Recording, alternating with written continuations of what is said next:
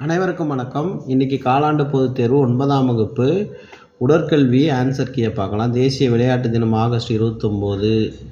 ரெண்டாவது கொஸ்டின் தெரியல. அடுத்து 40 மீட்டர் எரிபந்து ஆட்டத்தின் மொத்த ஆட்டக்காரர்கள் ஒரு அணிக்கு 7 பேர், மொத்தம் 14. Vitamin D.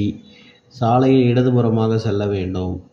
கூடைப்பந்தாட்டத்தில் தேவைப்படும் விளையாட்டு வீரர்கள் ஒரு அணிக்கு 5 பேர், 10 பேர். நீச்சல் விளையாட்டில் நீந்துவதின் வகைகள் 4. இறகு பந்தாட்டத்தின் தாயகம் பிரிட்டன். மனதை ஒருநிலைப்படுத்த உதவுவது யோகா. ஒலிம்பிக்கின் குறிக்கோள்கள் யாவை? விரைக, உயர்க, வலிமை பெறுக. அடுத்து சிலம்பாட்டத்தில் பயன்படுத்தப்படும் முக்கிய ஆயுதம் மூங்கில் கம்பு. களப்போட்டிகள் 5: நீளம் தாண்டுதல், உயரம் தாண்டுதல், ஈட்டி எறிதல், குண்டு எறிதல், வட்டு எறிதல்.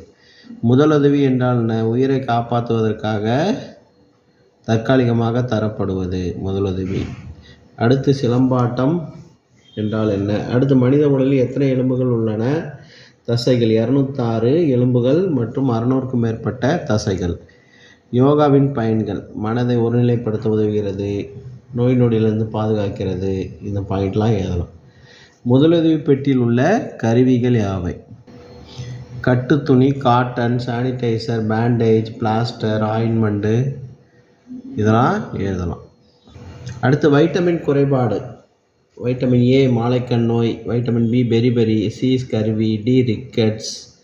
அது மாதிரி எழுதலாம். இந்த வைட்டமின் கே ரத்தம் உறையாமை, அது எழுதலாம். அதுக்கப்புறம் கண்களை பாதுகாப்பாக வைத்திருக்கும் வழிமுறைகள்: தொலைக்காட்சி மற்றும் தொலைபேசி அதிக நேரம் பார்க்கக்கூடாது. அடுத்து கண்களை குளிர்ந்த நீரால் கழுவ வேண்டும். கண்களை கையை வைத்து தேய்க்கக்கூடாது. இது போன்ற குறிப்புகளை எழுதலாம். தேங்க்யூ.